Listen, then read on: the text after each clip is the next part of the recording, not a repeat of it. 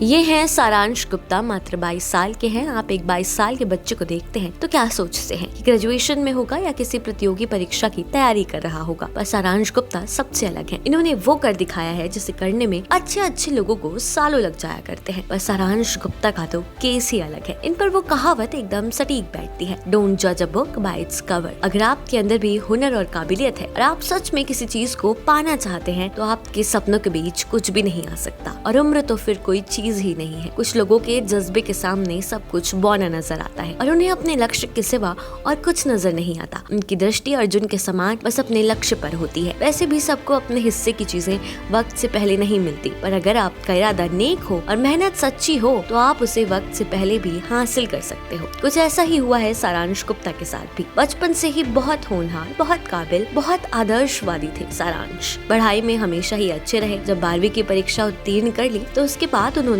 JEE main और JEE advance की परीक्षा दी। परीक्षा उन्होंने क्लियर कर ली और उसके बाद उन्होंने IIT BHU में दाखिला ले लिया। यहाँ से उन्होंने सिविल इंजीनियरिंग की पढ़ाई पूरी की, पर वो पढ़ने में इतने अच्छे थे कि उनकी काबिलियत के कारण जब उनकी पढ़ाई पूरी भी नहीं हो पाई थी तभी पढ़ाई के दौरान ही उन्हें ये जॉब ऑफर्स मिलना शुरू हो गए थे। उन्हें एक जानी मानी और बड़ी कंपनी की तरफ से 16 लाख के पैकेज पर जॉब ऑफर की गई थी। बस सारांश का सपना UPSC क्लियर करने का था तो उन्होंने इस ऑफर को रिजेक्ट कर दिया। ग्रेजुएशन के वक्त से ही वो परीक्षा की तैयारी में जोरों शोरों से जुटे हुए थे। ये उनकी कठिन मेहनत का ही परिणाम रहा कि उन्होंने अपने पहले ही प्रयास में परीक्षा क्लियर कर ली। इतनी छोटी उम्र में एक बार में ही परीक्षा क्लियर कर लेना काबिले तारीफ है। अमूमन तो लोग पहला अटेम्प्ट परीक्षा के फॉर्मेट को सही से समझने के लिए देते हैं ताकि उन्हें एक बार सही से समझ आ जाए कि परीक्षा किस तरह से होती है और उन्हें उसके लिए कैसी तैयारी करनी होती है। पर ऐसे में अगर एक 22 साल का बच्चा पहली बार इस कठिन परीक्षा में बैठ रहा है और वो उसे एक बार में ही क्लियर कर लेता है तो ये सच में काबिले तारीफ है। मध्य प्रदेश का एक छोटा सा जिला है शिवपुरी। सारांश गुप्ता उसी जिले के रहने वाले हैं और सारांश के पिताजी संजीव गुप्ता वहाँ पंचायत सचिव के पद पर कार्यरत है। उनकी माँ एक गृहिणी है। इसके अलावा सारांश के बड़े भाई और बड़ी बहन भी है और सारांश के भाई बहन दोनों ही बैंक सर्विसेज में है। सारांश के माँ बाप न सिर्फ सारांश की कामयाबी पर बल्कि उनके भाई बहन की काबिलियत पर भी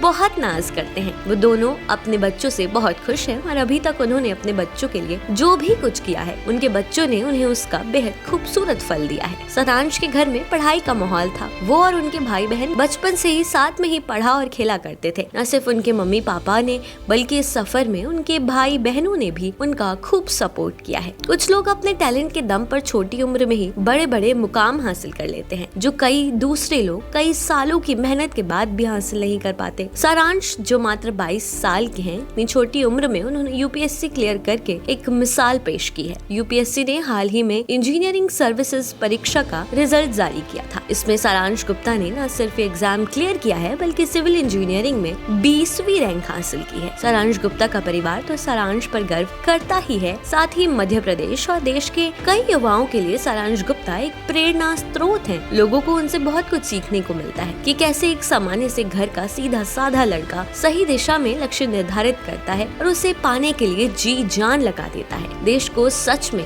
ऐसे बच्चों की जरूरत है जो राह न भटके और किसी के बहकावे में ना आए, जो एक बार ठान ले वो करके दिखाएं। सारांश जब IIT BHU में थे तब उनके दोस्तों ने उन्हें इतने अच्छे पैकेज को मना ना करने की सलाह दी थी और कहा था कि छोड़ो ये सब जो कर रहे हो, क्या श्योरिटी है कि तुम UPSC निकाल ही लोगे? अगर नहीं निकला तो क्या करोगे? इसलिए जरूरी है कि अभी ये ऑफर स्वीकार कर लो। पर सारांश को हमेशा से ही अपनी मेहनत पर पूरा भरोसा था कि वो UPSC क्लियर कर लेंगे। यूथ आइकन ऑफ इंडिया में आज के लिए बस इतना ही। ऐसी ही और कहानियों को जानने के लिए देखते रहिए यूथ आइकन ऑफ इंडिया। आपको हमारी कहानी कैसी लगी यह हमें कमेंट बॉक्स में जरूर बताइएगा।